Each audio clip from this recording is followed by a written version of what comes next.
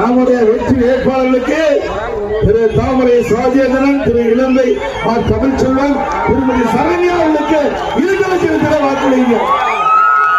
நாம் கூட்டணியில் அங்க வைக்கின்ற பார்த்தாலும் சொல்லக்கூடிய வெற்றி வேட்பாளர் வைத்திருப்பவர்களுக்கு வாக்களிங்க.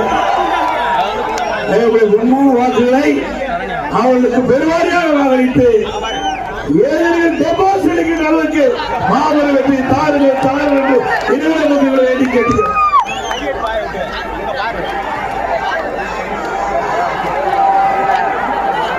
இதே போல திரு ஸ்டாலின் இதெல்லாம் பேசுறாரு. என்ன பேசுறாரு? திரு நரேந்திர மோடி பத்தி பேசுவாரு, பாரதிய ஜனதா பத்தி பேசுவாரு, என்ன பத்தி பேசுவார்? அவர் சொல்வதெல்லாம் எடப்பாடி பிஜேபிக்கு அடிமை, எடப்பாடிக்கு அதிமுக கட்சி அலுவலகம் டெல்லியில் இருக்குது, இப்படித்தான் பேசுவார். வேற ஒன்றும் பேசுறதுக்கு சரக்கு இல்ல.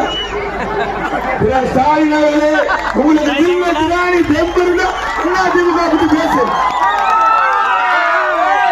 பதில் சொல்ல தயார்.